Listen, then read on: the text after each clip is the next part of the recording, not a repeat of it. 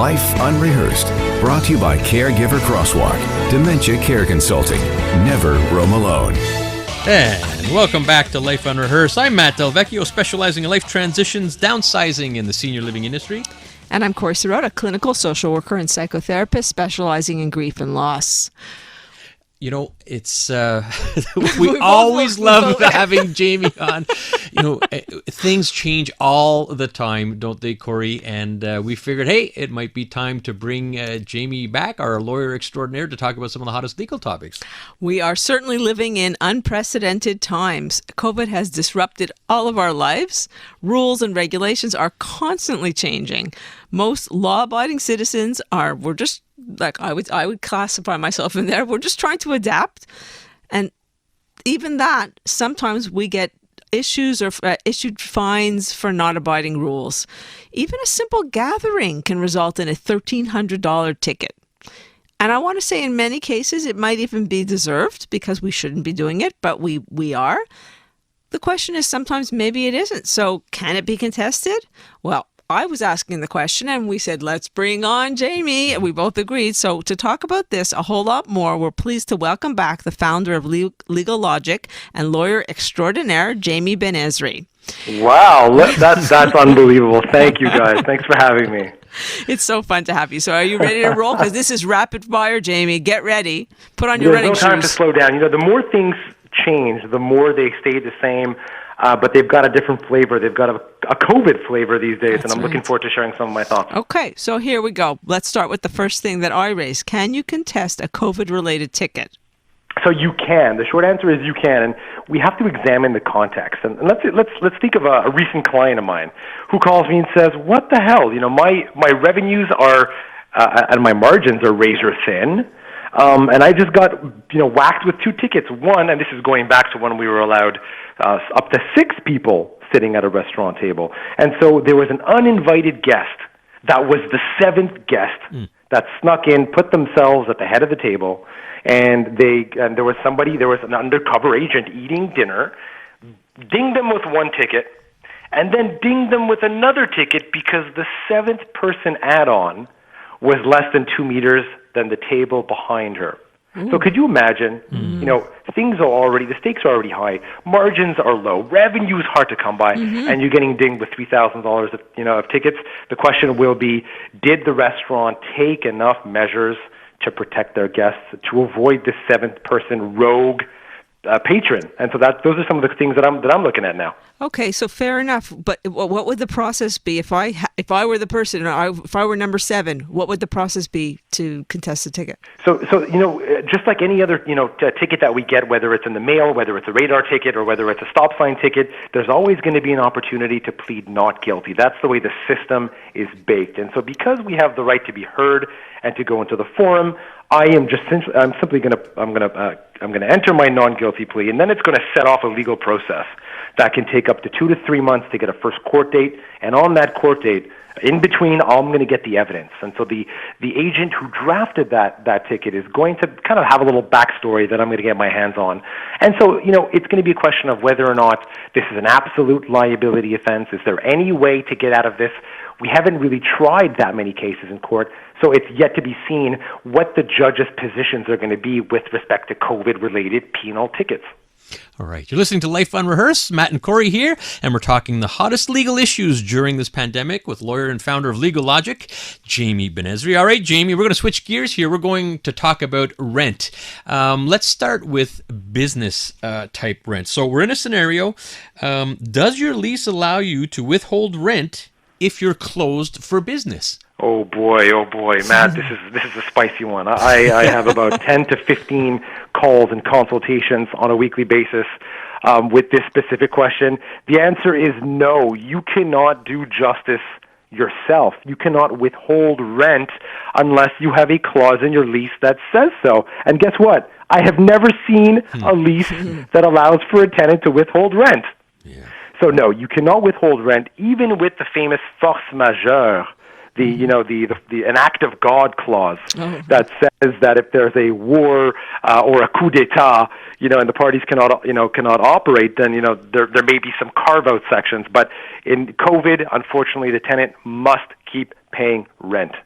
Okay, but I have a question about that's the business side. What about the personal side? I lose my job and I can't pay rent. Okay, so obviously, this is, people have fallen on hard times, and I've been meeting with a lot of these people to try to find solutions, and unfortunately, the same methodology is going to apply to somebody who's in a 3.5 single mother with 2 kids, who can't afford to pay rent. Unfortunately, there's no abatement. There's no tolerance. Unfortunately, what there are in parallel, the government has put in place certain programs, certain opportunities for that single mother or for that business to have the rent paid or subsidized. We've seen the CERA at the federal level, and also there's been some tenant side programs as well, but unfortunately, the landlord and the tenant, up until recently, have had the obligation to collaborate, roll up their sleeves, and show, some empathy mutually. Otherwise, the tenant can really find themselves on the wrong side of an argument. Mm-hmm. That's lawyer Jamie Benizri here on Life Unrehearsed as we discuss some of the most popular legal issues during the pandemic. Okay, Jamie, we're switching gears again. We're doing employer-employee relationships. You've been told that you've got to go back to work. You're going back to work. But you know what? You're not comfortable with the infection control measures at work. It's just not as sanitary as you would want it to be. And you feel safer working at home. What should you do? Wow, very good, very good. So, again, there are so many different kinds of employers and different kinds of empathy with respect to what employees feel comfortable with. And so let's look at a spectrum. Now, employers are allowed to open their doors. Granted, if they fall within the industries that are allowed to open, with certain reductions, with certain measures. But regardless of the industry, regardless of the employer, and regardless of an employee's objective feeling of cleanliness, whether it's true or not, or when maybe they have a heightened sense of or need for sanitary measures, employers must provide a basic protocol in place. And that comes with, obviously the sanitizer, the masks, the 2 meters, all the cleanliness measures. If an employee still, even with a proactive boss or employer, doesn't feel comfortable, they have the right to request special measures, and they have the right to seek kind of an adaptation for them or a carve-out for them to accommodate them during this period until we're out of the red zone and until the CNESST, which is the labor watchdog kind of policing all these different measures, says that, hey, things are back to normal and the war against COVID is won. So I have a quick, we have to go over to traffic, but I do want to ask you this quickly. What about from the employer perspective? Can the employer force people back to work? So, employers, it's really context dependent. An employer who is in a manufacturing facility, you can imagine that there's no working from home. Some people need to be present to man machinery, greet people, and obviously, if the person slated for that role doesn't feel comfortable coming back, then obviously the employer needs to take measures to replace them, even on a temporary basis. Okay, and so we need to look at what the industry and what the job is, because if the employer can accommodate, if it's not too burdensome, they should be allowed to provide employees to work from home until this is over. All right, we're going to head out to traffic with Jamie Benizri, who will be back, and we're going to talk about some of the hottest businesses that are opening up. We're going to ask him how to incorporate, and we want to get his opinion as to what he's seeing about which type of businesses are opening up during the pandemic. Life Unrehearsed, brought to you by Leanna Senior Transition Support, specialists in downsizing and seniors residences. Welcome back. You're listening to Life Unrehearsed. I'm Corey Sirota along with Matt Delvecchio, and we are talking the hottest legal issues during the pandemic with lawyer and founder of Legal Logik, Jamie Benizri.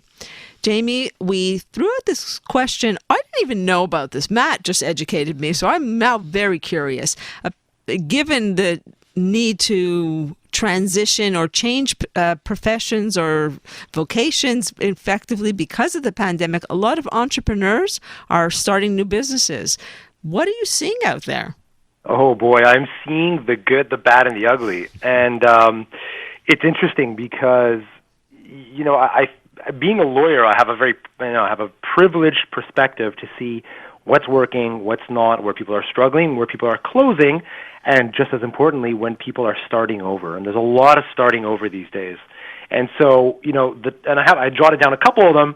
Number one, and you know that you're not going to be surprised. Anything that's delivery, anything that accommodates to deliveries, whether it's a recent opening of ghost kitchens that are opening up all over the place. And what does that mean? It means that restaurants are saying, hey, I can survive using Uber, Skip, and all of the other delivery platforms, and I don't want to spend that money creating a storefront, creating a banquette, creating a logo. I just want to deliver because my food speaks for itself and it's great. So some people are opting for not even having a storefront and having some sort of a co-op arrangement through a ghost kitchen where there's a shared space.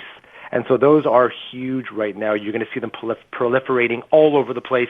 So my note to landlords and developers and brokers, look out for these because there's going to be huge opportunities. There's going to be a food court basically centralized a little bit all over the city to accommodate key points for Uber drivers, Skip, and all of the other delivery platforms. So for me, that's my number one. Very interested in that market that I'm going to be paying attention to. Number two, recruitment. When all the CERB benefits and the government programs came out, the number one complaint I had when I was kind of picking up the phone and calling my clients just to kind of, say hi, they were like, I'm the guy in the back. The boss who hasn't packed the box in 20 years was all of a sudden in the back office, taping up and sweating for 14 hours on end because there was no labor. Nobody wanted to work. People were collecting checks, and so it created a huge shortage in labor. So people in the recruitment field, medical, of course, as well, are finding huge spikes in demand to find talented people. Thirdly, people in tech and hardware, anything from computer parts to computers to getting people prepared to work from home and creating those platforms are doing really well as well. So I'm seeing a lot of consultants popping into that space and a lot of sellers. Now, those are my top three. There's a lot more, but what am I... I'm sorry, go ahead. No, go ahead. One of your... Now, here we go. One of my things that maybe you should not be looking to get into. Every season and year and era has their industries where people, flock to. We saw it with Bitcoin. We saw it with data centers. We saw it recently with blockchain and even marijuana. I'm seeing it a lot with, people in the PPE space, medical supply space. Yes. A lot of people have gone from you fill in the blank to, I sell masks. That's right. I've seen it all over the place. People have gone from, lawyer to, I sell gel for your hands. Would you like some? Because people thought there was a quick buck to make. Guess what? A lot of the people that are sitting on inventory thinking they were going to make a quick buck have gotten burned. You don't hear from them anymore. So that's one of the things, that's where you kind of miss the boat on some of that industry. Sure. You're listening to Life Unrehearsed. That's lawyer Jamie Benizri. He's the founder of Legal Logik. Always fun to have Jamie on the show with our rapid-fire Q&A, and we're talking hot legal issues. So, good on you, all you entrepreneurs out there with that often overused word pivoting to something new, but you know what? They're making a difference. And we have about a minute left, Jamie, and you are involved in helping a lot of these businesses start up, and if I wanted to start a company, what are my options and how do you do it? Very good. So it's pretty simple, right? And it's really, the way that I explain it, very, very kind of rudimentary is it's kind of like a Coke and Pepsi scenario. In Quebec, you can create a federal corporation, which is on the Canada level. You can also create a Quebec corporation, and it's really, they're both good. It's kind of Coke and Pepsi. Some people prefer one over the other. They both have the same sugar content, the same bubbles, the same blah, blah, blah. Quebec company's a little bit cheaper, and it really depends on the industry. Some international or national trans-provincial companies, I would prefer to go federally, but you got to choose the vehicle you want to be in. Now, do you have to be incorporated? No, but if you want limited liability, better tax rates, more protection, all that kind of good stuff, you should be incorporated. But there's nothing wrong with being a sole proprietor when you're starting out. In fact, I'll often recommend you start in that vehicle. Other than that, very simple. You fill out some government forms. Your lawyer can do that for you very simply. And, that's kind of, for me, that's the gateway drug for me to, consult clients as to how they can, really bring value to the sectors that they're serving. And so the vehicle should really correspond to what they want to do and where they're at in their cycle. So startups, be careful. You don't always need to be incorporated and drop the money on that. Sometimes you could just start off as a sole proprietorship. Costs $30 to do it online. You could do it yourself. If you have any questions, you can always call me. I was going to say, Jamie, I actually don't understand anything you just said, but it sounded really good. That's coming from Corey, the social worker, so by the way. I want to thank you and really for everything that you brought today because most of it I did understand. No, you do make it understandable. How do people get in touch with you? They can hit me up on any social media platform. I'm all over the place except for TikTok, Instagram, Benizri, Jamie Benizri on LinkedIn, and obviously on legallogic.com. My law firm, you can find access to me and all of our amazing attorneys. All right, Jamie, thank you so much for coming on with us. We really appreciate it. Thank you, sir. Thank you, ma'am. All right, and we are going to head back to Corey, the non-entrepreneur and social worker. And I must say, though, that being said, God bless our social workers. I work with them, as you do, Corey, so often, and there's something for everyone. What do we have coming up next week? Next week on Life Unrehearsed, has the extra screen time taken a toll on your eyes? Well, we're going to be talking to an optometrist about what the effects he's seeing and what we can do to prevent damage to our eyes. It's going to be interesting. And we're also going to be looking forward to an interview with Claire Webster, her incredible story of being a caregiver, having hit rock bottom, bouncing back, and now inspiring so many caregivers with her comforting words of advice. And speaking of that, we have to do a shout out, Corey. There's a Cummings Center webinar tomorrow called Understanding and Navigating the Challenges of Dementia During COVID-19. Claire will be heading that up with two heavyweights in the industry, Dr. Serge Gauthier, Dr. José Moret. You don't want to miss that. It's tomorrow, 3 p.m. to 4 p.m. Cummings Center, look it up online. It's a free webinar. So thank you very much for listening, and many thanks to our technical producer, David Simon. You can catch us every Sunday at 4 p.m. on CJD 800.